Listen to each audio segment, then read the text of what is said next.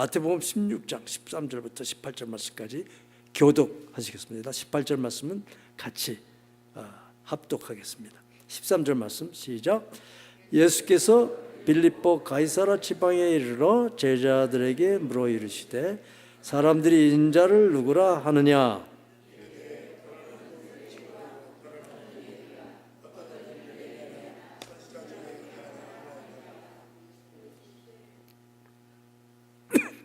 이르시되 너희는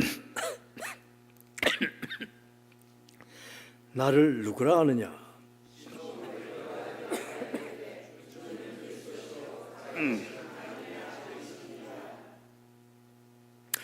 예수께서 대답하여 이르시되 바요나 시몬아 내가 복이 있도다.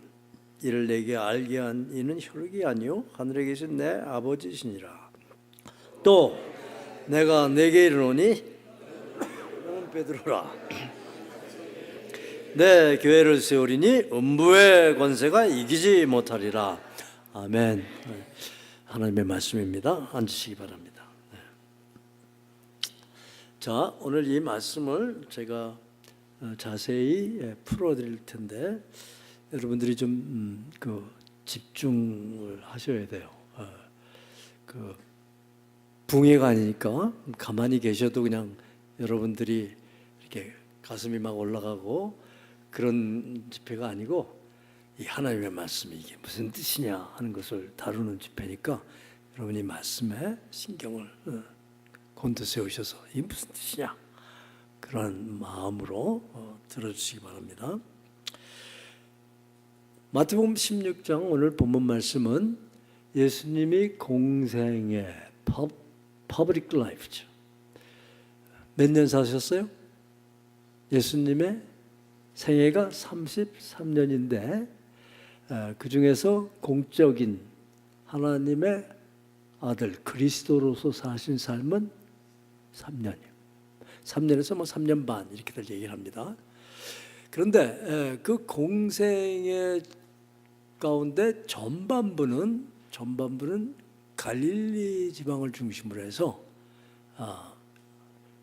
하프타임, 예수님의 공생의 하프타임을 전반부 하프타임을 거기서 하나님 나라를 전파하시고 가르치시고 또 영혼육에 병든 자들을 고쳐주시고 그런 사역을 학자들마다 좀 다르긴 한데 1년 반 혹은 2년 그렇게 하셨어요. 그리고 나서 이제 예수님의 세컨드 하프 후반부의 공생의 삶을 어디서 보내셔야 돼요? 예루살렘. 그렇죠? 예수님이 이 세상에 오신 것은 여러분과 저의 죄, 세상의 죄를 우리를 그 죄에서 구원하시려고 십자가에 못 박혀 죽으시고 또 장사된 지 사흘 만에 부활하셔서 승천하시고 그러기 위해서 이 세상에 오신 거니까 예루살렘을 가셔야 돼요. 그래서 오늘 이 본문 말씀은 이제 바로 예수님의 삶의 전반부와 후반부 그것을 나누는 말씀이에요. 그 하프타임에 예수님께서 제자들을 데리고 어디로 가셨어요? 가이사라 빌립보로 가셨다. 자, 그러면 우리가 이제 성경을 공부할 때 성경을 놓고 의심하는 질문이 아니고 성경이 무슨 뜻인가 하는 것을 알기 위해서 여러분이 질문을 하셔야 돼요. 그러면 오늘 이 13절 말씀을 통해서 예수님께서 빌립보 가이사라 지방에 가셨다고 그러는데 그럼 이 지방이 어떤 지방이냐? 어떤 데냐? 란초, 쿠카, 몽가리 어떤 데냐? 와봐야 알죠? 가봐야 알죠? 그런데 이 빌립보 가이사라로 가셨다. 이것이 어떤 데냐 하는 것이 오늘 이 본문 말씀을 정확히 이해하는데 성령께서 여러분들에게 이 말씀을 깊이 있게 이해하는데 가장 중요한 키 퀘스천이에요. 아주 중요한 질문이에요. 죄송합니다. 우리 목사님들도 많은 경우에 이 질문이 별로 이렇게 중요시 여기지 않아. 제가 그랬어요. 왜 가이사라 빌립보로 가야 하는 데 대한 질문 안 하고 이 성경을 읽었기 때문에 이 말씀이 의도하는 아주 깊이 묻혀있는 하나님의 뜻을 모르고 설교는 많이 했죠. 이 말씀 가지고. 그런데 진정 이 말씀이 갖고 있는 그 의미를 잘 모르고 설교한 적이 너무나 많았어. 너무나 많았어. 어느 날 주님께서 은혜를 주셔서 이 질문을 제게 하게 하시고 이 질문을 하면서 이 말씀을 묵상했을 때 아주 그 말씀에 깊이 담겨있는 하나님의 진리를 발견하게 됐어요. 지금부터 제가 그것을 나누려고 해요. 그러면 가이사라 빌립보가 어떤 데냐를 알기 위해서 이제 여러분에게 지도를 좀 보여드릴게요. 여기가 이제 가버나움이에요. 가버나움. 예수님의 전반부 삶의 헤드쿼터예요. 본부예요. 그래서 이 가버나움을 중심으로 해서 이 지역을 주로 많이 다니셨죠. 물론 이제 명절 때마다 예수님께서 예루살렘에 가시곤 했어요. 유대인 남자들은 명절 때문은 예루살렘에 가야 돼요. 그렇지만 주로 이제 활동하신 지역이 이쪽입니다. 이쪽은 데가볼리 지역이고 여기는 이제 두로와 시돈, 지금의 레바논 지역이죠. 그리고 이 갈릴리 중심으로 해서 사역을 하셨습니다. 그런데 가버나움에서 하반기, 세컨 하프를 예루살렘에서 사역을 하셔야 되는데 이 전반부 사역 끝내고 예루살렘으로 가시려면 남쪽으로 가셔야 되는데 일로 안 가시고 위로 올라가셨다 하는 얘기예요. 오늘 본문 말씀에. 그러니까 이상하죠. 그러면서 이제 왜 그러셨을까 하는 질문을 제가 하게 됐어요. 왜? 이게 참 중요해요. 이런 질문들이. 자, 그러면 가이사라 빌립보가 어떤 데길래 예수님께서 이리로 가셨냐 하는 그 가이사라 빌립보를 알 필요가 있죠. 그래서 제가 가이사라 빌립보에 대해서 리서치를 했어요. 조사를 해봤어요. 그랬더니 이런 데예요. 가이사라 빌립보. 굉장히 아름답죠. 네, 이런 줄 모르셨죠? 네? 제가 금년 1월 달에 가서 찍어온 사진입니다. 30년 전에 거기 갔었어요. 그때 가서 감동을 받았지만 거기 가서 그걸 보고도 이걸 못 깨달았어요. 못 깨하다가 이제 이 말씀을 깨닫고 이번에 가서 다시 한번 그 가이사라 빌립보에 너무나 아름다운 장소예요. 그러니까 지금 나 캘리포니아에서 휴가 때 가장 가고 싶은 데가 어디예요? 하도 많아서 얘기는 요세미리 뭐 그런데. 그러면 예수님께서 왜 가이사라 빌립보에 가신지 답이 나와요, 안 나와요? 예? 답이 나와요, 안 나와요? 왜 가셨어요? 놀러 가셨어요. 쉬러 가셨어요. 여러분, 쉰다는 그것이 영적인 거예요. 우리들이 예수님 믿으면서 쉴 줄을 몰라요. 그냥 특별히 쉴 줄 모르는 사람들이 한국 목사님들. 새벽부터 밤늦게까지 구두창에서 불이 나도록 열심히 뛰어다니십니다. 쉴 줄을 몰라요. 그리고 교인들도 목사님이 뭐 쉰다고 그러면 의심을 해요, 먼저. 우리들은 이렇게 죽어라 하고 일을 하는데 월급 받고 목사님은 뭐 하는 거야? 또 쉬러 가셨대? 그래서 목사님들도 쉴 필요를 느끼면서도 못 가시는 분들이 참 많아요. 그런데 예수님이 공생의 전반부를 열심히 사역하시고 제자들을 뽑으시고 제자들을 훈련시키신 다음에 그 제자들과 더불어 가이사랴에 가셨다. 왜? 쉬러. 쉼이 굉장히 필요한 것입니다. 왜 쉼이 필요하냐?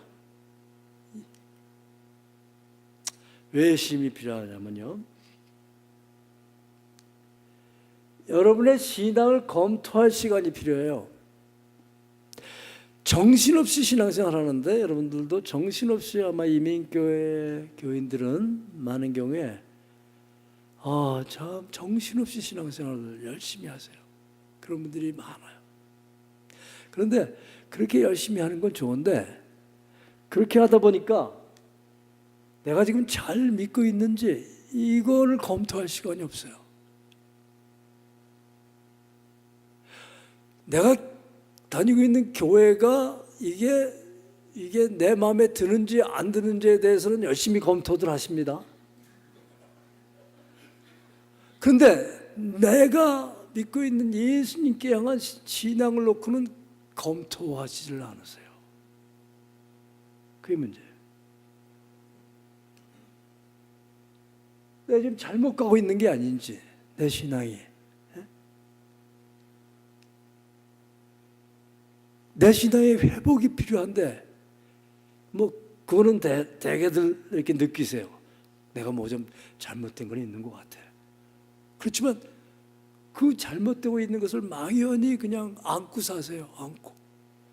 분명히 변화가 필요한데, 분명히 새로워짐이 필요한데, 분명히 내 신앙에 어떤 구석에 뭐가 잘못되어 있는 것은 분명히 아는데, 다른 사람들 신앙생활 하는 거 보니까 다 똑같아, 나하고. 그러니까 그냥 다 덮어두고 사세요. 우리 목사님들도 그러니까, 많은 경우에. 그러니까 그냥 가는 거예요, 계속. 제가 무슨 세미나 할 때마다 목사님들에게 하는 얘기입니다. 이런 이야기를 합니다. 아메리카 인디안들 있죠.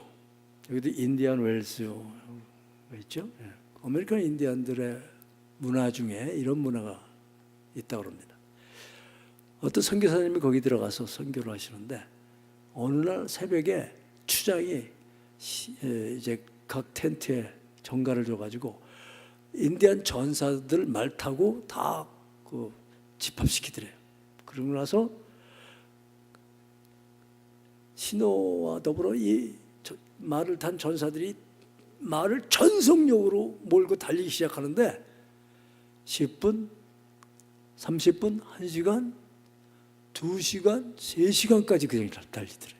정신없이. 그리고 한참 달리다 갑자기 스탑을 시키더래요. 그 대회를. 그래서 물어봤대요. 왜 갑자기 이렇게 전속력으로 질주하다가 또 갑자기 스탑을 했냐. 근데 스탑을 하고는 가만히 있더래요. 가만히 있어요. 이게 너무 이상한 거죠. 그래서 물어봤대요. 그랬더니 뭐라고 대답하냐면, 우리가 새벽부터 전속력으로 너무 빨리 달려와가지고 우리 영혼이 우리를 못 쫓아오고 있다 지금. 네? 우리의 영혼이, 육체는 여기 와 있는데 영혼이 못 쫓아오고 있어요. 그래서 그 영혼이 여기 우리 몸에 도달할 때까지 기다리고 있는 중이래요. 아주 지혜로운 그런 문화입니다. 그런데 참 유감스러운 것은 현대 이민교회 예수 믿는 사람들의 모습이 이래요.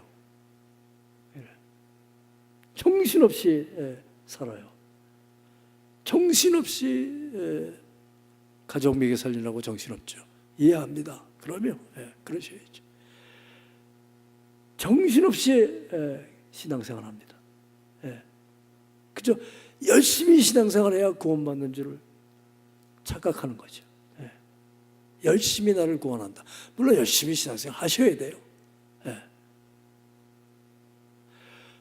그래서 정신없이 신앙생활하고 정신없이 직장생활하다가 정신없이 이민생활하다가 내 영혼은 지금 어디서 어떻게 잘못되고 있는지 검토해 볼 시간도 없고, 검토해 볼 시간이 없으니까 병이 들었는데도 그 병의 원인을 알 수가 없고 처방을 할 수가 없고, 그러니까 병든 채로 죽어가면서도 그러나 이제 신앙생활을 남들이 다 그렇게 사니까 착각하면서 예수 잘 믿고 있는 것처럼 착각하면서 사는 사람들이, 제가 미주에서 목회를 한 35년 넘게 하고 있습니다.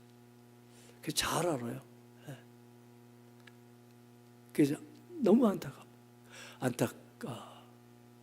가운데 있다가 이 말씀을 접한 거죠. 그런데 사실 이제 목사로서 저도 그렇게 산 거예요. 살고 있는 거예요.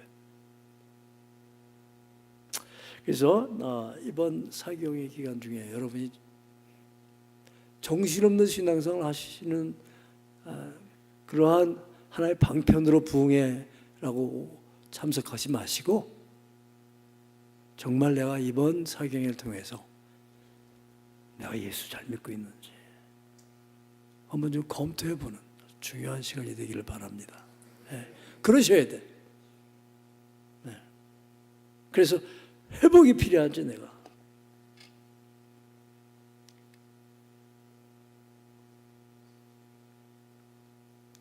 변화가 필요한데, 그럼 어떻게 변화할 수 있는지 이 검토를 여러분이 하셔야 돼요.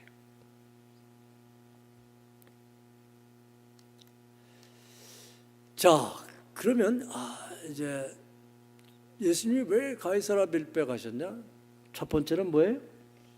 레스트, 쉬러 가셨다. 그런데 가서 쉬기만 하셨어요? 아니에요. 오늘 본문을 보니까 예수님께서 제자들을 뭘 보세요? 시험을 보시죠. 시험. 중간고사.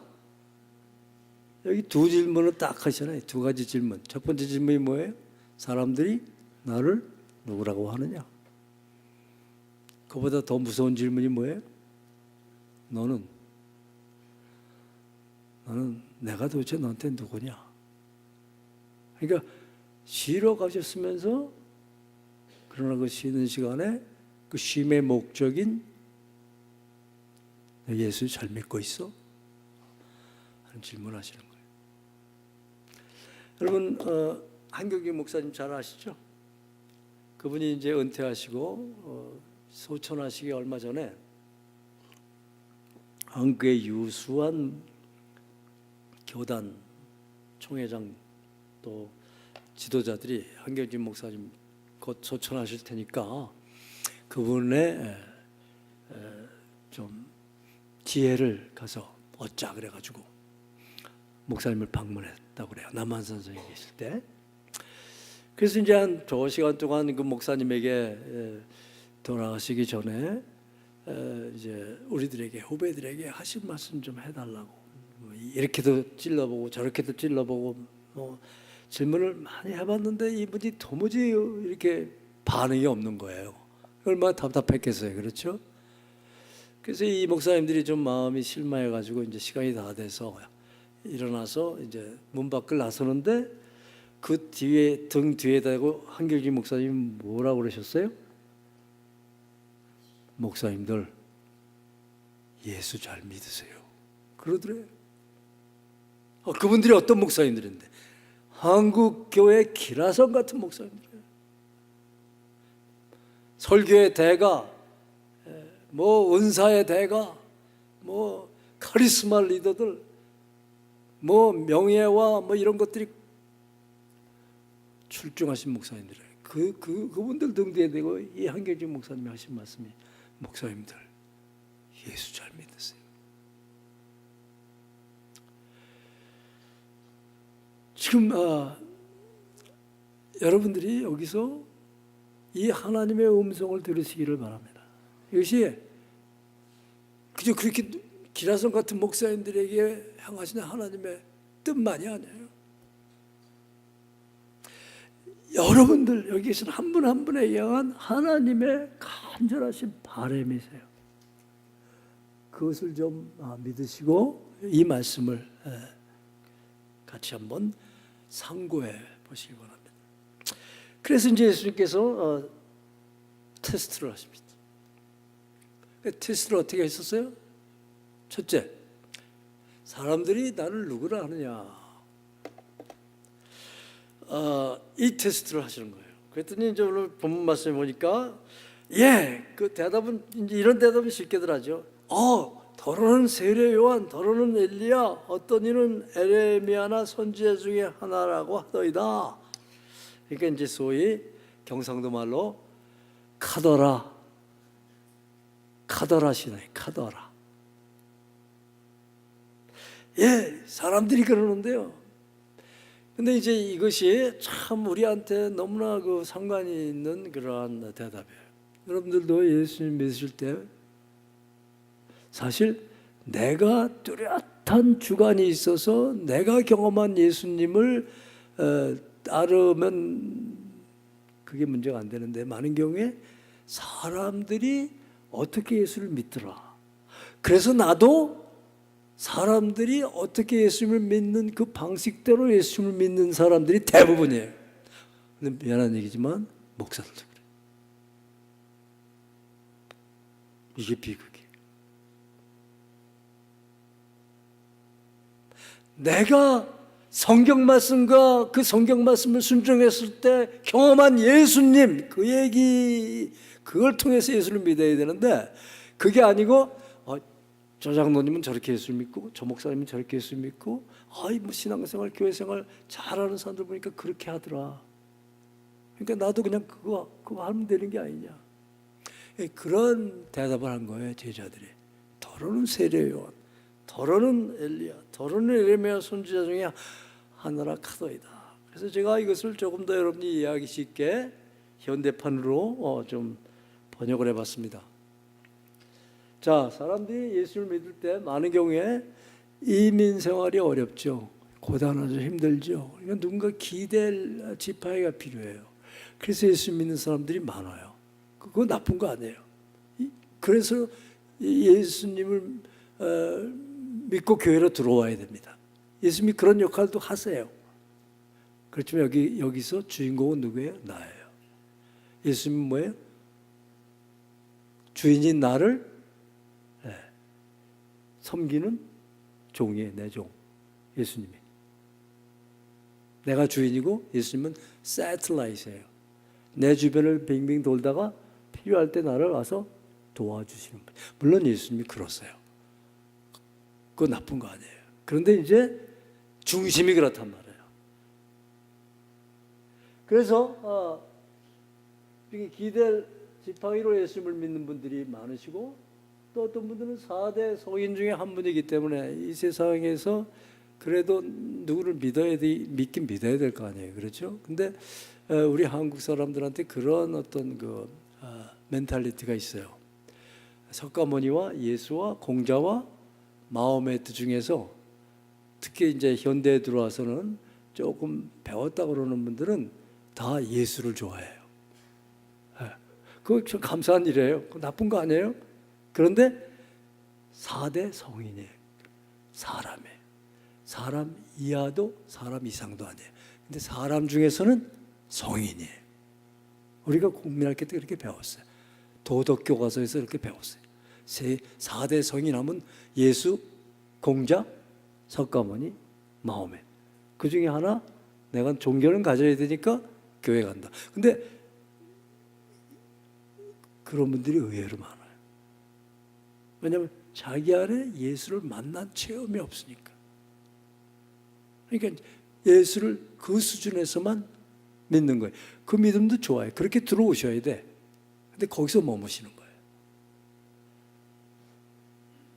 그 다음에 이제 명품 종교의 정치자. 그래서 이제 한국 사람들이 원체 명품을 좋아해서, 지금은 이제 기독교가 많이 땅에 떨어졌습니다. 그래서 명품 종교가 더 이상은 아니에요.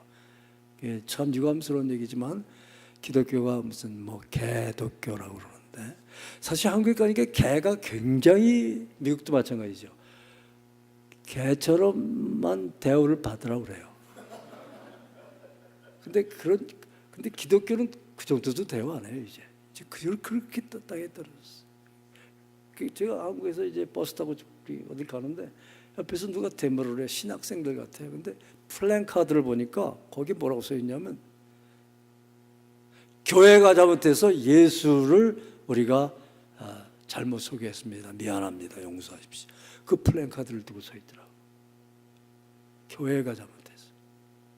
그래서 얼굴이 뜨거워져서 그래서 제가 그렇게 했어요. 교회가 잘못한 것보다 목사가 잘못했어 라고 썼으면 더 좋을 뻔했다. 왜냐면 저 같은 사람이 잘못해서 그런 거.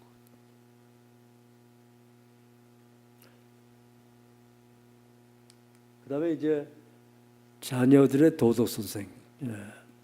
한국에서는 미국에서는 마찬가지로 지금 교육 문제가 심각하죠. 특별히 티네이저들을 놓고 얼마나 우리의 자녀들이 처해 있는 환경이 너무나 죄 짓기 쉬운 환경 아니에요. 각종 음란물이 인터넷에 범람하죠. 거기다 마약에 섹스에 마리화나도 캘리포니아에서 지금 완전히 자유화 됐기 때문이요. 이러니 어디에 우리 아이들을 맡길 수 있겠어요? 그래도 그나마 말 많고 탈 많은 교회지만 그나마 교회 가면은 술 먹으라고 그러지 않고 마약하라고 그러지 않으니까 그리고 거기서는 그나마 도덕적인 교육을 하니까 그래서 교회 오는 분들이 또 의외로 많아요. 근데 거기서 멈춰요. 그 다음에 이제 예수는 누구냐? 내 보험입니다. 무슨 보험이요? 영생보험. 아직은 믿지요. 본인인데 믿지요. 그러다가 이제 믿고 죽으면 혹시 천국이 있으면 땡 잡은 거지. 그렇게 믿는 분들 많아요. 그래도 교회는 들어오셔야 돼. 그거 나쁜 거 아니에요. 다시 말씀드리죠. 영생보험, 교육보험. 우리 아이들이 이제 대학 가야 되는데 미국에서는 좋은 대학 가려면 이제 또 교회 와서 기도해야 되잖아요. 한국에서는 수능 시험 때면은 강남의 대형 교회들이 메어진대요. 새벽마다. 한국의 트래픽 패턴이 바뀐대요. 수능 기간에 새벽에. 그래서 한 패는 봉은사로 가고 한 패는 사나이 교회로 가고. 그러면 예수 믿는 것과 석가모니 믿는 거하고 뭐가 달라요? 보험 들은 거예요. 보험. 그 중심은 역시 내가 중심이고 예수는 뭐예요? 필요할 때 보험은 언제 기억나요? 사고 쳤을 때. 그러니까 여러분이 사업이 안 된다든지 자녀들이 말썽 부린다든지 가정 불화가 있다든지 그럴 때 교회 나오셔서 기도하시죠. 그렇게 하셔야 돼요. 근데 그럴 때만 나오셔. 그럴 때만 예수한테 비는 거예요. 그게 바른 신앙이에요? 바른 신앙일 수가 없죠. 근데 그게 사실은 이제 필요해요. 그리고 우리가 하도 이제 가난하고 고생을 많이 한 세대이기 때문에 70년대까지는 이러한 기복적인 신앙이 우리한테 유익을 줬어요. 예수 믿음의 혜택이 많이 왔거든요. 실제로 또 성령께서 우리들의 처지를 아시고 우리들에게 많은 은혜를 주셨어요. 그게 이제 우리가 부흥이라고 그러죠. 한국교회 부흥. 근데 맨날 받아먹기만 해. 맨날 기저귀차고 나만 편하게 해달라고 그래. 그래서 이제 어떤 한 40대 가까이 아주 성공한 미국의 비즈니스맨이 저한테 와가지고 제가 이 설교를 듣고 나한테 와서 목사님 아직 저는요 나이는 40살인데 신앙적으로는 팸퍼 차고 다녀요. 팸퍼 기저귀 차고 다닙니다. 그런 고백을 하는 거예요. 여러분들은 어떠세요? 제자들 교회는 제자들 교회니까 안 그렇겠지. 아멘. 아멘. 안 그러시더라도 한번 검토해 보시라고 그런 겁니다. 왜냐하면 이렇게 항상 검토를 해야 돼. 그리고 바뀌셔야. 그다음에 이제 예수는 누구냐? 나의 인생의 성공의 비결이다 이거예요. 물론 맞는 얘기. Jesus is the answer. 놀라운 말이죠. 여러분 차에 범퍼 스티커를 붙이고 다니시죠? Jesus is the answer. 예, 맞는 얘기. 그런데 이 세상을 살 때 내가 성공하기 위해서 예수를 이용하는 거예요. 그렇지 않은 사람 빼고. Jesus is the answer라고 할 때 그렇지 않은 사람 빼고 내가 예수 믿고 예수를 이용해서 나의 삶의 평안과 기쁨과 자녀 교육의 성공과 비즈니스의 성공과 우리 목사들한테는 목회 성공, 목회 성공의 열쇠. 다시 한번 말씀드리지만 나쁜 건 아니지만 뭔가 바르지 않는 신앙을 우리가 지금 살고 있는 거예요. 근데 그걸 몰라. 그리고 정신없이 달려가고 있는 거예요. 그래서 예수님이 이런 줄 하신 거예요. 사람들이 나보고 뭐라 그러냐. 여기에 대해서 여러분들이 한번 질문을 이렇게 대답을 해보시는 거예요. 나는 뭐 때문에 지금 예수 믿고 있냐? 이런 이유 때문이냐?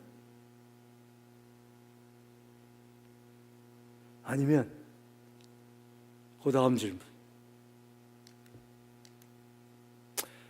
예수님께서 거기에 대해서는 별로 대답을 안 하셨어요. 카더라 신앙에 대해서. 바로 직접적으로 이르시되 너희는 나를 누구라 하느냐? 누구라 하느냐? 너희는 나를 누구라 하느냐? 이 아주 그 영어로 얘기하면 penetrating question이라고 합니다. 그러니까 우리 가슴을 이게 콕 찔르는 질문이에요. 여기 있는 이 질문을 받은 사람들은 누구예요? 베드로, 요한, 야고보, 기라성 같은 제자들.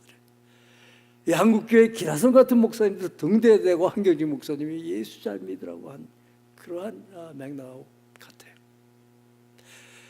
2년 동안 이 베드로를 비롯한 제자들은 산상수훈의 놀라운 가르침을 깨달은 사람들이고 바다를 걸어 다녔어요. 베드로의 경우는 오병이어의 기적을 눈으로 목도했고 물이 포도주로 바뀌는 것을 봤고 죽은 자가 살아나는 걸 봤고 이 제자들처럼 제자 훈련 누가 시켰어요? 예수님이 시켰어요. 잘 받은 사람 있으면 나오라고 그래요. 제자들 교회가 제자 훈련 잘 하시겠죠. 이 제자들 교회처럼 제자 훈련 잘 받은 교회 있으면 나오라고 그래요. 그 교회에다가 예수님이 하신 말씀이에요. 그 제자들한테 예수님이 하신 말씀. 그런데 베드로야, 야고보야, 빌립아, 이 실존적인 퀘스천 하시는 겁니다. 도대체 내가 너한테 누구냐? 자, 여기 계신 모든 분들한테 우리 박정순 목사님을 포함해서 예수님께서 지금 하시는 질문. 여기 예수님이 계세요, 안 계세요? 여기 계세요. 그러면 지금 이 질문이 송 목사가 하는 질문이에요? 아니면 예수님이 하는 질문이에요? 예수님이 하는 질문이에요. 믿으세요. 여기가 어디에? 가이사랴 빌립보에. 지금 말씀하시는 거예요. 내가 도대체 박종순 목사님이라고 부르시지 않았겠지. 종순아 그러셨겠지. 내가 도대체 너한테 누구냐? 여기 이런 질문. 굉장히 함부로 대답할 수 없는 질문. 여러분이 정말 여러분의 내면 세계를 들여다보고 나 제자들교회 목사인데요. 나 제자들교회 사모인데요. 나 제자들교회 권사인데요. 나 제자들교회 장로인데요. 그런 거 말고 그런 표면적이고 그런 타이틀적인 거 말고 정말 내 삶의 존재 가운데서 예수가 누구냐 이거예요. 예수가 뭐냐? 여러분 사실 많은 교회, 이민교회, 한국교회 또 뭐 다른 나라 교회도 마찬가지지만 이 질문에 대한 합당한 대답 없이 신앙생활하는 건 다 어떻게 보면 우스운 짓거리예요. 너무 우스워요. 이 질문에 대한 어떤 정확한 대답 없이 그냥 신앙생활하는 거는요. 그래도 하셔야 돼요. 그래도 하셔야 되는데 참 우스워요. 왜냐하면 우리가 신앙생활 하는 데 있어서 가장 근본적인 질문이거든요. 예수가 도대체 나한테 누구냐? 예수가 누구길래 내가 이렇게 새벽부터 새벽 기도에 나와서 이렇게 아침부터 밤까지 구두창에 불이 나도록 뛰어다니는데, 그런데 뭔가 뭐 이렇게 시원하게 풀리는 걸 놓고 뭔가 잘못 가고 있는 것 같은데 그게 뭐가 잘못했는지도 모르고, 그리고 목회하고 있고, 그리고 교회 생활하고 있고, 그리고 신앙생활하고 있는 제자라고 또 그러고 자칭 그러고 다니거든요. 그리고 다른 사람들 보면 다 그러고 다니고, 그런데 교회 신망은 땅에 떨어지고, 교인들끼리 서로 송사하고, 교인들끼리 서로 거짓말하고 사기치고, 세상 사람들하고 똑같은 짓을 하고. 어떤 사람이 슈퍼마켓 가가지고 이제 그 배추를 사는데, 그런데 이제 그 뭐 하나 사면 하나를 더 주는데, 어떤 사람이 이렇게 슬쩍 옆에 누가 봤는데 배추를 하나 사고 하나 더 넣고, 또 다른 사람이 볼까봐 또 하나를 또 집어넣더래요. 그리고 이제 나가는데 누가 이렇게 들어오는데, 이렇게 들어다 이 사람 그렇게 그런 짓을 하는 사람을 보고, 권사님 안녕하세요. 교회 권사님이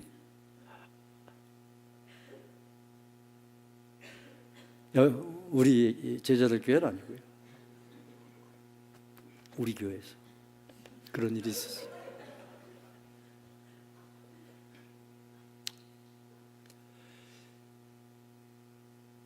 그때 이제 뭐다 이렇게 이런 아주 근본적인 질문에 쭈삣쭈삣할 수밖에 없죠.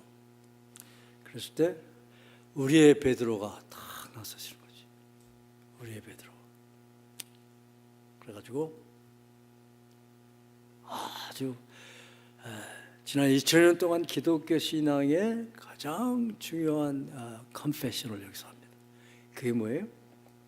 주는 그리스도시요 살아계신 하나님의 아들이시 고백을. 이 고백을 들은 예수님께서 얼마나 마음에 기쁘셨든지 17절 말씀에 예수께서 대답하여 이르시되 바요나 시몬아 내가 복이 있도다. 이를 내게 알게 하니는 혈육이 아니요 누구예요? 하늘에 계신 내 아버지시니라. 그러니까 이 고백은 하나님 아버지께서 베드로를 시켜서 앞으로 예수를 믿는 사람들에게 예수를 믿는 것의 가장 근본이 뭐냐 하는 것을 알려주신 거예요. 하늘에 계신 아버지께서 알려주신 거예요. 주는 그리스도시요 살아계신 하나님의 아들이시. 베드로한테 예수님께서 내가 도대체 너한테 누구냐 하는 질문에 베드로가 이렇게 대답한 거예요. 근데 여러분 이 대답 다 잘 하실 수 있죠? 이 제자들 교회에서 다 100점이죠. 그렇죠? 네.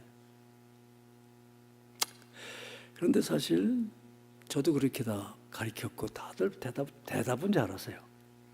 대답은 잘하세요. 근데 문제는 뭐였었냐면 제가 제 문제가 뭐였었냐면 제 목회 문제가 뭐였었냐면 그런데 도대체 그리스도가 무엇이며 하나님의 아들이 무엇인지를 제대로 설명도 하지 않고 가르치지도 않고 그냥 고백만 받고 세례를 줬단 말이에요.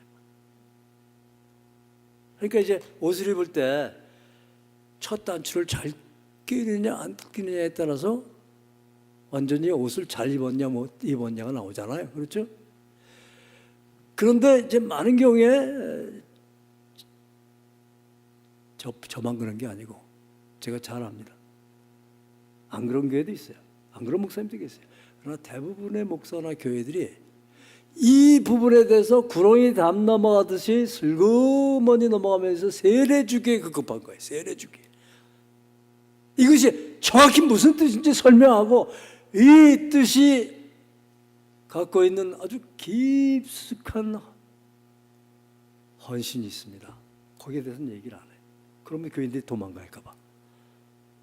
세례 안 받는다고 그럴까 봐. 그리고 두리뭉실 당신 그러니까 이제 예수 믿으니까 제자요. 그리고 훈련 받고 이제 교회 중직으로 세우고 그런데 사실은 첫 단추가 완전히 잘못 껴 있는 거예요.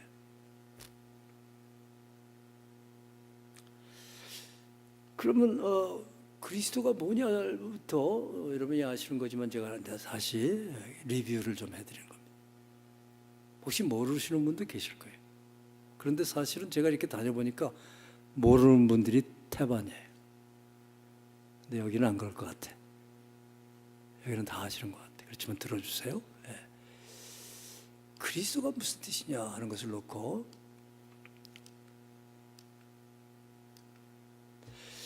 유대인들의 그리스도가는요, 이게 시편에 있는 말씀인데, 왕이었어요. 왕, king. 그래서 용사여 칼을 허리에 차고 왕의 영어와 위엄을 입으소서. 왕의 영어와 위엄. 그리스도는 나의 왕으로서, 그 왕으로서 내가 왕의 신민이니까 그 왕이 나한테 주는 모든 권리와 축복과 그 안전과 그런 것을 보장해 주는 분이에요. 그게 그리스도예요. 맞아요? 틀려요? 맞아요. 그런데 그건 나중의 일이에요.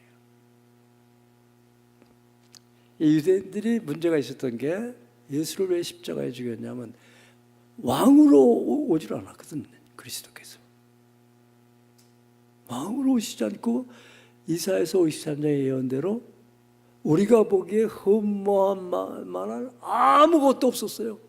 그저 연한 순. 그것이 뭐 시적 표현이라 좀 아름답게 느껴질지 모르지만 그 아름다운 표현 아니에요. 아주 유약한 존재라는 뜻이에요.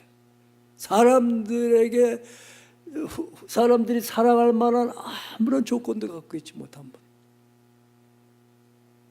사람들에게 심지어 싫어, 멸시를 받아 버림받는 그러한 분으로 오셨어요. 그게 그리스도예요. 예수 믿고 복 받으려 교회 오시는 거 잘 하시는 거예요. 그런데 예수님이 사실은 여러분들을 구원하시기 위해서 십자가에서 벌레처럼 여김을 받으시고 피를 쏟으시고 온몸이 채찍질 자리와 그 피투성이가 돼서 묻히신 무덤도 없어가지고 남의 묘실에 묻히신 그러한 분이 예수님 아니에요? 그렇죠? 그러니까 유대인들이 바랐던 그리스도의 모습과 현대 교인들이 예수 믿고 바라는 그리스도의 모습이 같아요, 달라요? 같아요. 많은 경우에 예수 믿고 이 이민 생활을 좀 안위받고 보호받고 축복받고 살아. 나쁜 거 아니지만 그러나 예수를 그쪽만 생각한 거죠. 그쪽만.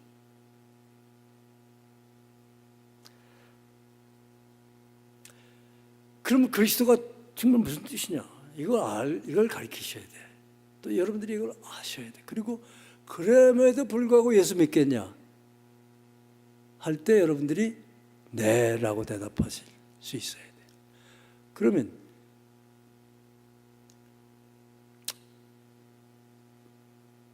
그리스도가 무슨 뜻이냐? 자, 같이 읽으십시다. 시작. 아들을 낳으리니 그 이름을 예수라 하라. 이는 그가 자기 백성을 그들의 죄에서 구원할 자이심이라 하니라. 그러니까 그리스도가 무슨 뜻이냐면요, 이 말씀은 마태복음 1장 21절에 나오는 말씀인데 여러분 마태복음 읽어보시면 이 말은 누가 한 거예요? 가브리엘 천사가 누구한테? 마리아의 남편 요셉한테. 그때 정혼했을 때 마리아가 임신을 했죠. 그래가지고 살짝 끊으려고 그랬죠. 그럴 때 가브리엘이 와가지고 한 얘기. 그 마리아 뱃속에 있는 그분은 예수인데 그분이 하실 일이 뭐예요? 자기 백성을 자기 백성을 어디서 구원해요? 죄에서. 그리스도가 무슨 뜻인지 아세요? 구원자네요. 그렇죠? 네. 물론 왕으로 오셨지만, 그는 킹 오브 킹스지만, 그러나 그가 실제적으로 이 세상에 오셨을 때는 우리의 죄에서, 물론 우리 비즈니스가 잘못된 데서 구원하시기도 하고, 우리를 병든 데서 암에서 우리를 치료해서 구원해 주시기도 하고, 우리 아이들이 장난칠 때, 우리 아이들이 말 안 듣고 말썽 부릴 때 우리를 구원해 주시기도 하는 분이기도 하지만, 그러나 가장 중요한 그분의 사명은 뭐예요? 여러분과 저를 우리의 죄에서 구원할 뿐이라는 얘기예요. 이거를 여러분이 알지 못하면 첫 단추가 잘못 껴지는 거예요. 처음부터. 그러면 죄가 뭐예요? 이게 또 문제죠. 죄가 뭐예요? 죄. 여러분, 죄하면 거짓말, 도둑질하지 말고, 살인하지 말고, 간음하지 말고, 10계명. 거기서 하라는 거 안 하고, 하지 말라는 거 하고, 그거 죄예요. 맞아요, 그거 죄예요. 그러나 여러분, 죄의 본질이 뭐냐, 죄의 뿌리가 뭐냐 하는 것에 대해서 고민해 보신 적 있으세요? 여러분, 성경은 하나님에 대해서 우리에게 계시하고, 구원에 대해서 계시하고, 그리스도에 대해서 계시하고 하지만, 성경의 가장 중요한 주제 중에 하나는 죄입니다. 죄. 근데 우리 목사들이 많은 경우에 잘못해요. 제가 그랬어요. 죄를 놓고 죄의 본질을 우리 성도들에게 가르치질 못했어요. 왜냐하면 무지해서. 나부터 몰랐기 때문에. 호세아서 있는 말씀처럼 내 백성이 지식이 없어서 망한다고. 성경에서 죄의 본질에 대해서 창세기 시작할 때부터 죄의 본질이 뭐냐를 우리에게 가르쳤는데도 우리들이 그것에 대해서 배우질 못했어요. 그것에 대해서 신학교에서 가르치질 않아요. 죄하면 뭐 신학적으로 원어가 어떻고 무슨 죄들에 대해서 여러 가지 이런 얘기들은 많이 가르치는데, 성경에서 아주 간단하게 삼척동자라도 쉽게 이해할 수 있는 아주 죄의 본질이 뭐냐 하는 것을 분명히 가르쳤는데도 그것에 대해서 두리뭉실 넘어가게 마귀가 그렇게 만들었다. 죄가 뭔지 모르고 죄가 뭔지 모르고는 그리스도가 그렇게 나한테 오질 않아요. 왜냐하면 그리스도는 죄에서 나를 구원하신 분이거든. 근데 내가 죄가 뭔지 모르는데, 그럼 죄가 뭐냐? 자, 여기 보시는 이 말씀은 에스겔서 28장 2절 말씀인데, 이 두로왕을 빗대서 죄가 뭔지를 우리에게 가르쳐주는 말씀입니다. 주 여호와께서 이같이 말씀하시되 내 마음이 교만하여 말하기를, 교만이 뭐냐? 교만이 뭐냐면 나는 신이다. 하나님이다. 내가 하나님이다. 내가 하나님의 자리, 곧 바다 가운데서, 바다는 세상을 바다라고 얘기도 해요. 그렇지만 사실 여러분의 마음이 바다예요. 바다. 여러분 마음이 바다예요. 네. 바다 가운데 누가 앉아 있어요? 내가 앉아 있어요. 어디 앉아 있어요? 하나님의 자리에. 그래가지고 내 마음이 하나님의 마음 같은 체할지라도, 이게 죄의 본질이란 얘기예요. 내 마음이 하나님과 같은 체할지라도, 그러니까 이제 예수 믿는다는 것이 뭐냐면 주는 그리스도시라고 고백하는 그 뜻이 뭐냐면요, 내가 주는 그리스도라고 고백하면서 그가 나를 죄에서 구원하신다고 그랬잖아요. 그러니까 무슨 죄예요? 내가 내 마음에 하나님의 자리에 앉아 있어서 내 삶의 주관자가 누구예요? 나예요. 나라고. 근데 그것을 성경은 네가 하나님이다라고 가르치고 있는 거예요, 우리가. 나는 내가 하나님 노릇한 적 없는데, 아니, 내 삶은 네가 지금 네 마음대로 살고 있잖아. 그건 뭐예요? 적어도 너 삶에 있어서 너의 하나님은 누구예요? 너 자신이야. 그 얘기를 하는 거예요. 그게 죄의 본질이라는 얘기예요. 이해되세요? 네. 그래서 이제 유명한 조직신학자인 이 라이널 리버는 이 죄를 성경적으로 아주 명확하게 잘 풀이해 놓으셨습니다. 죄는 뭐냐면 하나님 척하는 거예요. 근데 이렇게 복잡하게 얘기할 필요가 없어요. 왜냐하면 성경이 너무 간단하게 죄에 대해서 우리에게 얘기하고 있어요. 죄의 원조는 누구예요? 사단이에요. 근데 사단의 마음은 뭐예요? 내가 내 마음에 이르기를, 사단의 마음에, 루시퍼 계명성 루시퍼의 마음에, 내가 내 마음에 이르기를 내가 하늘에 올라 하나님의 무별 위에 내 자리를 높이리라. 내가 북극 지폐 산 위에 앉으리라. 가장 높은 구름에 올라가. 지극히 높은 이 누구예요? 하나님과 어떻게 돼요? 같아지리라. 그러니까 이 얘기나 같은 얘기예요. 악인은 뭔지 아세요? 악인은 그 모든 사상에 뭐가 없어요? 하나님이 없어요. 그러니까 내 마음에 내가 예수님 믿는다고 그러면서 예수님은 내 삶의 주관자 노릇한 주관자 역할을 못하게 하고 내가 내 삶을 예수님 믿는 데서 내 마음대로 내 뜻대로 그러다가 깨지면 주님 가서 좀 도와주세요. 그런 삶이 아니라는 얘기예요. 죄는 뭐냐? 죄의 본질은 뭐냐? 바로 이거예요. 지극히 높은 자와 아닌데도 내가 내 삶을 내 마음대로 살 때 그때 나는 어떻게 되는 거예요? 하나님 노릇하는 거예요. 뭐 다른 사람한테 하나님 노릇하는 적 없어요. 그러나 여러분 생명을 놓고는 여러분이 하나님 노릇하는 거 아니에요. 근데 그러다 보면 다른 사람도 조종하려고 그래요. 그거 아세요?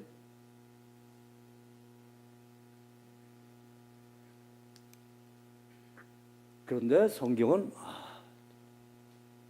창세기 시작하자마자 죄가 들어오죠. 3장에 들어오죠.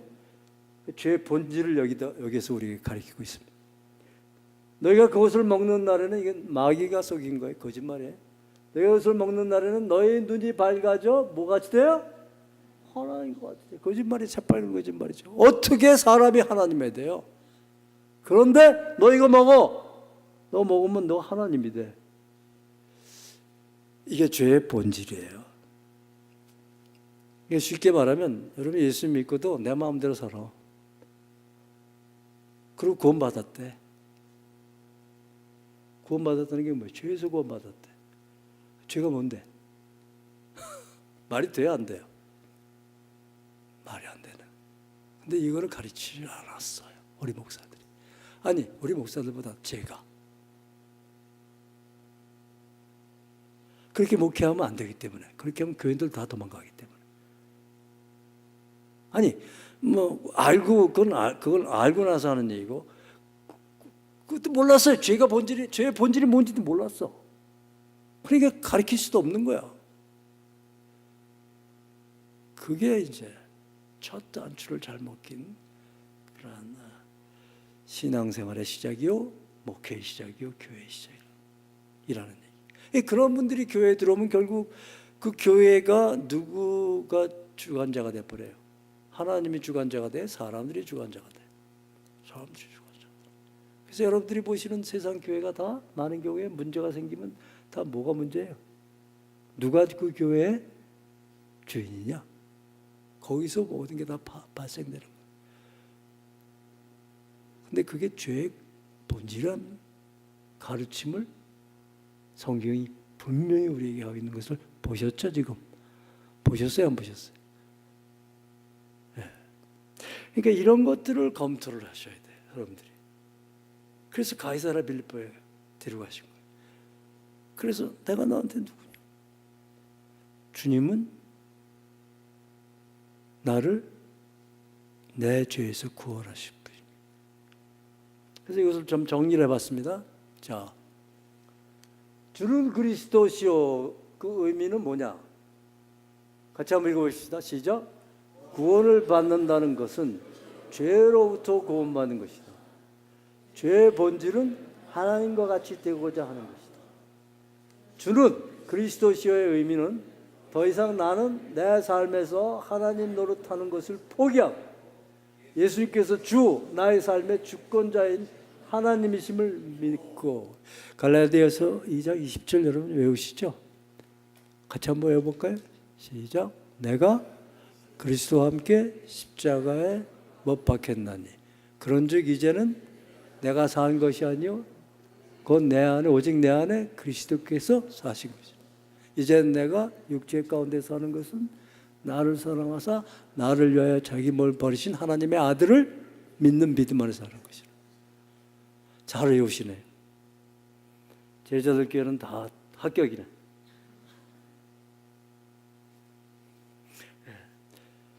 근데 이게 지식만 쌓이는 그런 것이 제자 훈련이 아니에요. 그러니까 신앙의 근본이 뭐냐? 신앙의 근본은 예수를 믿는다고 하는 그 순간부터 나는 내 마음의 가장 중앙 자리에 내가 내 삶을 좌지우지하고 지금까지 그렇게 살았는데 이제부터는 내가 산 것이 아니야. 그리스도께서 나의 하나님, 내 주관자가 되시는 거야. 그거는 신앙의 근본이요 초보예요. 초보. 그게 무슨 내가 30, 40년, 50년 예수님 모시기 전에 내가 신앙이 완전히 성숙해가지고 그때 그거 아니야. 거기서부터 우리가 잘못한 거예요. 그래서 이제 그것을 가르쳐야 돼요, 먼저. 이걸 가르치지 않으니까 시작이 안 되는 거예요. 시작이 안 돼. 그리고 열심히 하면 돼. 나중에 열심히 하면 돼. 뭐가 돼야 되기는. 죄가 뭔지도 모르는. 내 열심에서 내 공로의식이 나오고 내가 높아지고 내가 그러면 이만큼 교회의 공로를 끼쳤으니까 내가 교회의 주인 노릇하는 거예요. 그렇게 되면 내 삶의 주인 노릇에 넘어서 교회의 주인 노릇하게 되고 그것이 목사면 목사가 교회의 주인을 하는 거고 또 그것이 교회 리더십이면 그 교회의 공로가 많은 분들이 교회의 주인 노릇하는 거예요. 근데 그 사람들은 구원받았다 그러는데 구원받은 사람들이 아니죠. 왜? 죄가 뭔지도 모르고 죄를 짓고 있으니까.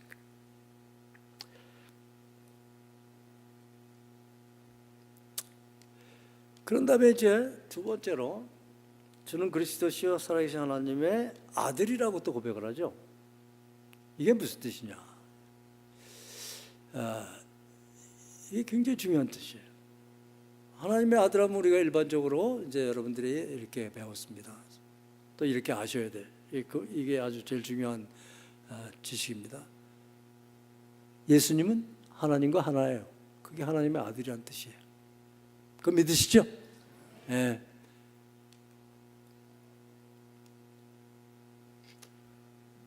그리고 예수님은 근본 하나님의 본체세요. 그게 하나님의 아들이라는 뜻이에요. 그리고 요한복음 1장에 보면은 그분은 만물이 이 말씀은 곧 하나님이시다. 그가 예수님을 얘기해. 예수님. 하나님 얘기하는 거 아니에요?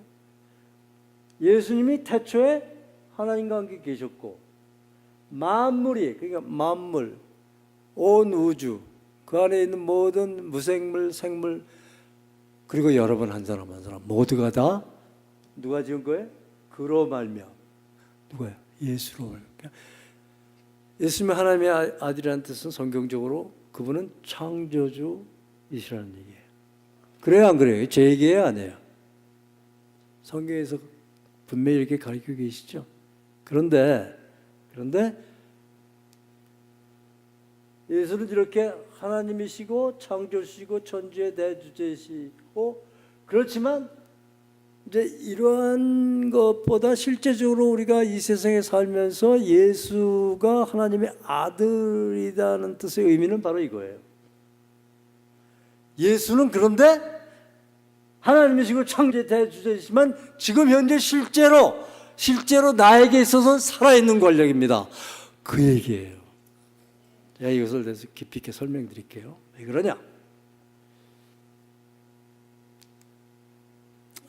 이게 가이사라 빌립보 현재의 모습입니다.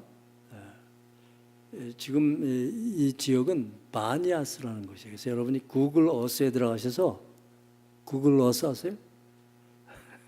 거기서 바니아스, B-A-N-I-C, 바니아스, N-I, 바니아스, A-S 때려보시면 거기 사진들이 나와요. 네? 이 공중에서 지금 현재 가이사라 빌립보가 이렇게 폐허가 된 모습으로 나와요. 예수님이 여길 가신 거예요. 그러면 이 가이사라 빌립보가 예수님이 제자들을 데리고 갔을 때 모습은 어땠냐? 이랬어요. 이것들이 다 무너져가지고 이렇게 된 거예요, 지금. 보이세요? 잘 보이시죠? 네. 그러면, 자, 이 굴은요, 여기에 누가 살았냐면요, 이 신이 살았어요. 이 반인 반수라고 그러는데, 헬라 신화에 나오는 신이에요. 이름은 반이에요, 반. 근데 이 신은 뭐를 주관하고 있는 신이냐면요, 야생, 네이처, 그 다음에 와일드라이프, 가축, 모든 사람들이 음식물로 먹을 수 있는 것들. 거기다가 이제 음악을 좋아해서 플룻을 좋아해서 이제 뭐 불고 있죠 지금 이거. 예에 능한 사람, 예. 그리고 음란했어요. 그걸 주관하는 신이야. 그러니까 지금 말하자면 예수님을 믿는다고 하면서 우리가 돈 때문에 먹고 사는 문제 때문에 예수님을 잘못 믿는 경우가 많죠. 사실 현재 살아있는 권력은 누구냐면 예수가 아니고 돈이에요. 그래서 주일날 예배도 못 나와요. 그 팔자 좋은 사람들은 예배 가는 거지. 먹고 살기 위해서 주일날 예배 못 간다. 그러는 사람들이. 근데 예수 믿는데 누구 믿는 거예요? 예수를 믿는 거예요. 그런 의미예요. 근데 이 신이 여기 이 굴에 살았어요. 그리고 이것은 제우스 신이 있죠. 제우스 신. 헬라 신의 신 중의 신이죠. 제우스 신은 이제 신들의 왕이 지배자예요. 두려움의 신이에요. 두려움의. 이건 무슨 뜻이냐면 모든 종교를 얘기하고 있어요. 여러분 사람들이 왜 종교를 가져요? 두려워서. 여러분 근데 유감스러운 것은 기독교도 두려워서 기독교 신앙을 가진 사람들이 많아요. 아까도 말씀드렸죠. 인생이 얼마나 좀 두렵습니까? 이 기댈 지팡이가 필요하다고. 지금 무슬림들은요 알라를 두려워서 믿어요. 왜냐하면 안 믿으면 저주받으니까. 그래서 무슬림 신앙들이 그렇게 무서운 거예요.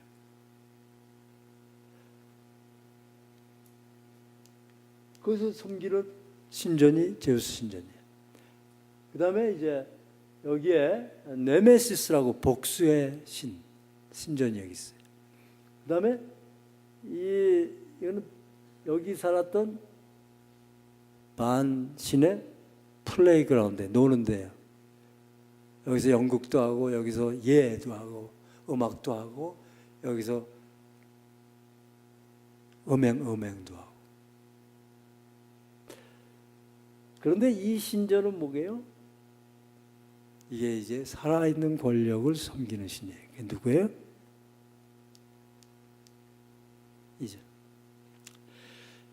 이 사람은 아시지만 어거스터스 옥타비아누스 시저예요. 살아있는 권력이에요. 그런데 이 사람의 공식 타이틀이 뭔지 아세요? 살아계신 하나님의 아들이. 이게 공식 타이틀이에요. 이 시저의 공식 타이틀이 살아계신 하나님의 아들이에요. 그걸 라틴 말로 디비 필리오스라고 해요. 그래서 이 사람의 직함이 황제이지만 그러나 디비 필리오스예요. 무슨 뜻인지 아시겠어요?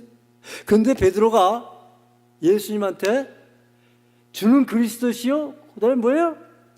살아계신 하나님의 아들이라. 이 표현이 그냥 우리가 조금 전에 얘기한 하나님이시고 또 창조주시고 근본 하나님의 그러한 것을 뛰어넘어 현재 이 세상에 내가 살면서 나의 살아있는 권력이 누구예요? 황제가 아니고 예수다. 그런데 그 앞에 있는 예수는 어떤 모습이에요? 이렇게 화려했어요? 이렇게 멋있었어요? 멋있죠, 이 사람? 굉장히 멋있죠? 네? 그리고 이렇게 놀라운 완전히 대리석으로 엄청난 다른 신전을 압도하잖아요.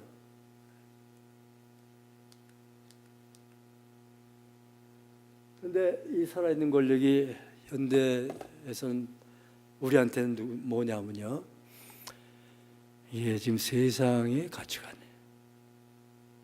세상에서 가장 가치 있게 여기는 것이 뭐예요?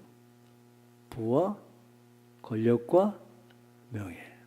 여러분, 아이들을 왜 그렇게 유치원 때부터, 지금은 유치원이 아니야, 유아, 2살 때부터 뺑뺑 돌리기 시작해요. 왜? 걔네들에게 뭘 주시려고? 세상에 성공을 주시려고. 왜? 남들이 다 그렇게 하니까. 예수 믿는 사람도 안 하면 안 돼. 그러니까 이제 교회에 나와서 아이들이 중고, 중학교 때까지는 잘 교회 생활하다가 고등학교 이제 좀 되면은 대학 들어갈 때까지는 교회 안 나가도 돼. 왜? 공부해야지. 공부 안 하면 어떻게 돼요? 어떻게 돼요? 공부 안 하면? 에? 부, 권력, 명예를 잡을 수 있어요? 없어요? 공부해도 못 잡아, 사실은. 근데 공부 안 하면 택도 없어. 그러니까 오늘 아주 웃은 소리를 들었는데, 목회하면 된다고. 목회해서 큰 대형교회 만들면 된대요. 그러면 뭐 세상에 부귀영화를 다 누리고, 그리고 뭐야? 그게 뭐야? 개천에서 용인하고 뭐 한국에 지금 완전히 뭐 막혀 있는 뭐 그러한 데서 목회만이 살 길이다. 아휴, 이게 바로 우리의 현실이에요. 이게 세상의 권력이에요. 이게 살아계신 하나님의 아들이라는 고백 가운데 나오는 그 의미였어요.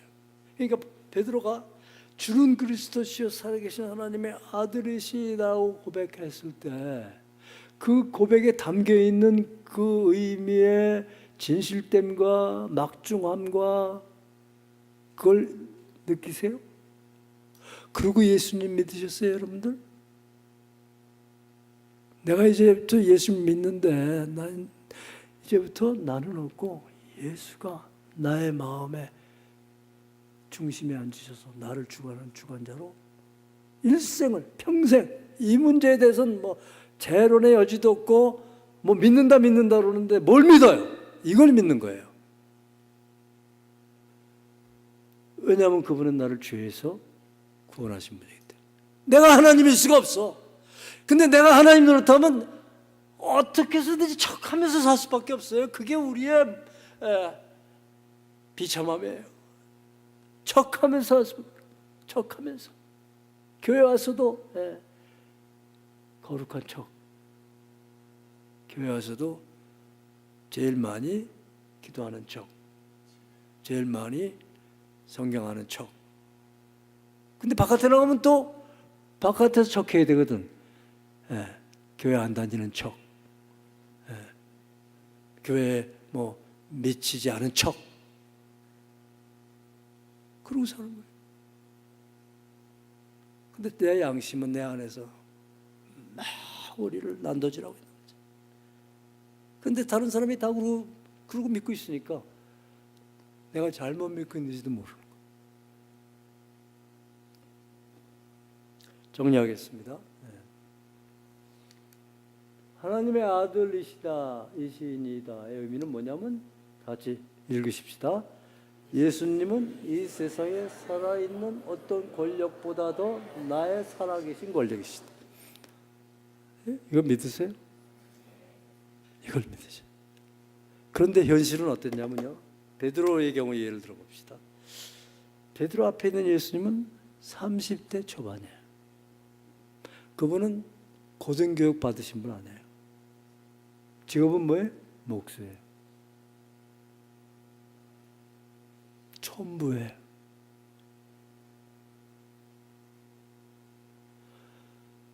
그런데 베드로가 그분을 놓고 주는 그리스도시요 디비필리오스라고 고백을 한 거예요. 근데 그 고백을 할 때 그 앞에는 뭐가 놓여 있어요?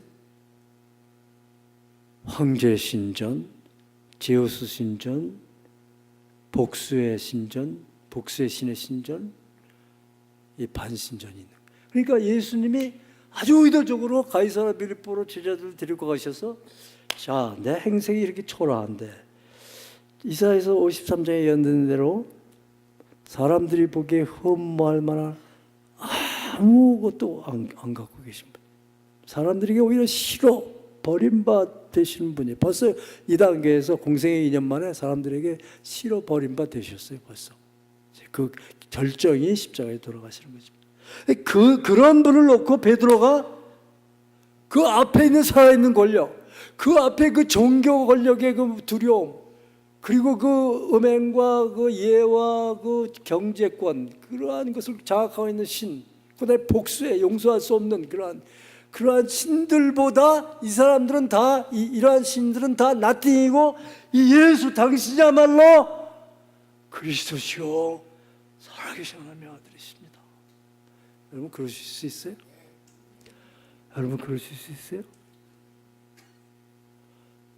네. 그게 예수님이에요. 예수님 도대체 여러분에게 누구세요?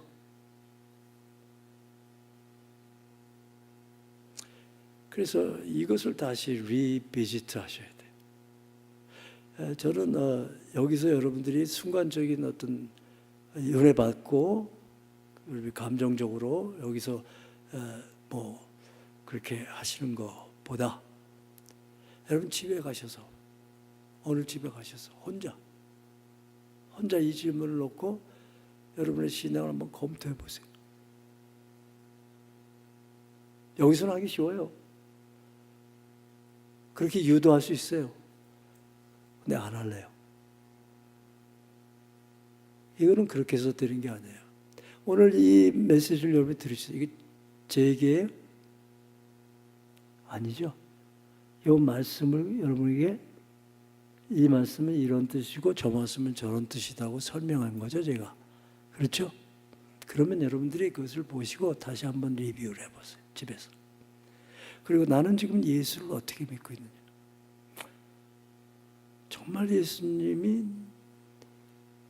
그리스도인가, 내게 나를 죄에서 구원하신. 그럼 그 죄가 뭐냐? 그럼 내가 이제까지 나의 삶에서 내가 주관하고 살았냐? 그랬다 그러면 거기서 회개하셔야 돼요. 그래서 저는 이제 여러분에게 4단계를 말씀드릴게요.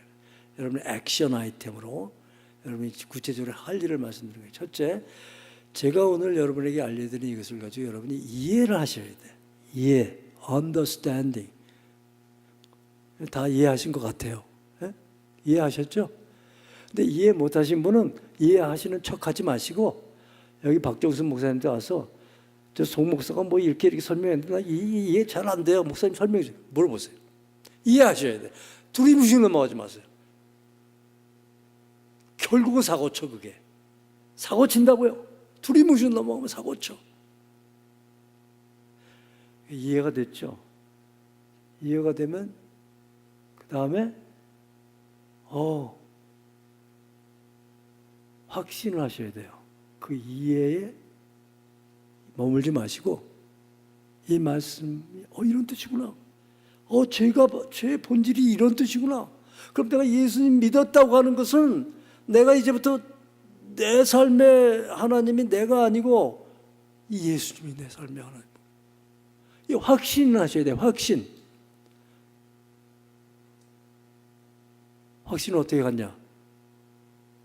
믿으셔야 돼요. 이해하신다면 믿으셔야 돼요. 이거 제 말이면 여러분이 믿으실 필요 없어요. 이게 무슨 말씀이에요? 이거 하나님의 말씀 아니에요. 이거 믿으셔야 돼요. 그럼 확신하셨어요. 그럼 내가 이제까지 잘못 믿어왔네? 내가 권사인데? 내가 장로인데? 심지어 내가 목사인데? 잘못 믿어왔네? 창피해. 그러니까 두리무실 카바랍 하셔야 되겠어요? 그래서 제가 집에 가셔서 하라는 얘기예요. 아무도 안 보니까. 거기서 내가 예수를 정말 잘못 믿고 있었다. 내가 나의 살아있는 권력이 지금 누구냐? 돈이냐? 아니면 이 세상의 성공이냐? 이 세상이 나한테 주는 이 권력이냐? 명예냐? 교회에서 내가 많은 공로를 끼쳐가지고 교회에서 내가 갖고 있는 이 교회 권력이냐? 이거 교회 권력 때문에 망하는 사람이 얼마나 많은지 아세요? 한국 교회, 미국 교회도 마찬가지죠. 그렇다면은 회개하셔야 돼요. 내가 잘못 믿고 있었구나. 그 다음에 회개하고 난 다음에 이제부터는 나의 바로 믿는 것이 이제 뭔지 아시잖아요. 거기에 나를 완전히 던지셔야 돼요. 커미트먼트라고 그래요. 이거를. 커미트먼트. 헌신. 이게 하루아침에 되는 거 아니에요. 욕심 부리지 마세요. 그런데 이 과정을 거치셔야 돼요, 여러분. 첫째가 무슨 단계? 이해하셔야 돼요. 두 번째 뭐예요? 확신하셔야 돼요. 세 번째, 회개하셔야 돼요. 네 번째, 나를 거기다 던져야 돼. 순간적으로, 감정적으로, 외부 사경이 끝나면 또 이제 옛날 생활로 돌아가시고, 그게 아니에요. 이제부터는 좀 달라져야 돼. 그 말씀 드리는 거예요. 네. 이거는 누가 옆에서 뭐 이래라 저래라 뭐 그렇게 감독할 수 없어요. 이거는 여러분과 하나님 사이의 비즈니스예요. 이거는 여러분이 밀실에 들어가셔서 해결 보셔야 될 것이에요. 베드로의 경우를 좀 보겠습니다. 생명 건 거예요, 베드로는 여기에. 여러분 예수님 믿을 때 이렇게 생명을 거시는 거예요. 그러니까 우리가 세례 줄 때 이걸 가르치고 나서 생명 걸 것을 요구해야 돼요. 목사한테 생명 걸라는 얘기 아니에요. 심지어 제자들 교회에 생명 걸라는 얘기 아니에요. 그건 나중에 오는 거고. 문제는 예수가 누구냐 하는 것에 대해서 이제 이해하고 확신이 왔고 그 다음에 회개가 왔고 그 다음에 헌신이 오면은 여기에 생명 거셔야 돼요. 그걸 얘기해요. 베드로의 경우를 보십시오. 자, 베드로가 거기에 로마 병정도 쫙 깔렸어요. 당연하죠. 그때도 테러리스트가 많았으니까. 그리고 거기 바리새인들도 많았어요. 수많은 사람들이 지나가고 있었어요. 거기에 제자들 11명, 12명과 예수님이 앉아 계신 거예요. 근데 그 베드로가 일어나가지고 내가 너한테 도대체 누구냐 하는 질문을 받고 주는 그리스도 제 살아계신 하나님의 아들이라고 고백했을 때 베드로가 아주 작은 목소리로 주님한테 가까이 가가지고 주님만 듣게 그렇게 고백했을 것 같아요? 아니요. 베드로 성격이 그럴 수가 없죠. 그리고 베드로가 정말 그것을 확신했기 때문에 이런 고백이 나오고 그래서 예수님이 너무 기뻐하신 거 아니에요, 그죠? 왜냐하면 살아있는 권력인 로마 황제를 제쳐놓고 예수님이 나의 살아계신 권력이라고 얘기했다는 것은 그걸 로마 병정 옆에서 들었으면 대역죄예요. 그래서 사실 실제로 트리전, 하이스트 트리전으로 사람들 십자가에 못 박았어요, 로마 사람들. 그렇게 다른 사람을 놓고 황제라고 부른 사람이나 그 황제 칭호를 받은 사람이나 마찬가지로 상관없어요. 왜냐하면 살아계신 하나님의 아들은 로마 황제뿐이 없었으니까. 그러니까 이거는 나의 전세를 걸고 예수 믿는 거예요.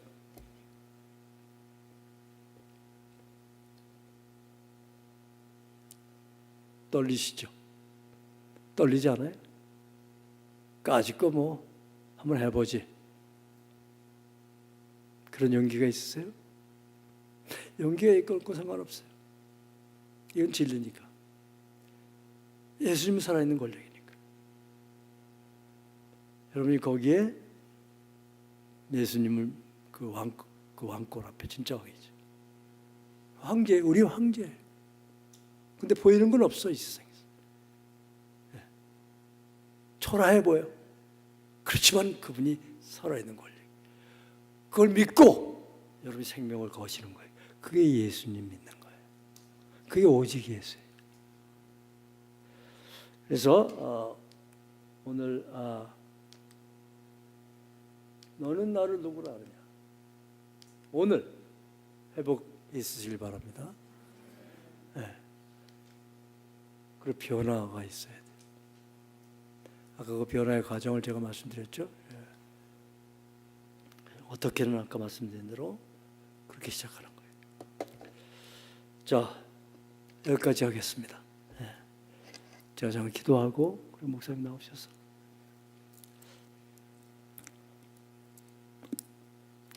주님, 또 하나님의 말씀이 운동력이 있어 저의 날선 검같이 우리의 심령과 관절과 골수를 찔러 쪼개며 우리의 숨겨놓은 것, 감춰놓은 것 혹은 알지 못했던 것들을 다 드러내서 우리로 바르게 하고 의로 교육하고 하나님의 사람들로서 온전하게 하시는 역사를 오늘 이 저녁에 이루신 것을 감사를 드립니다.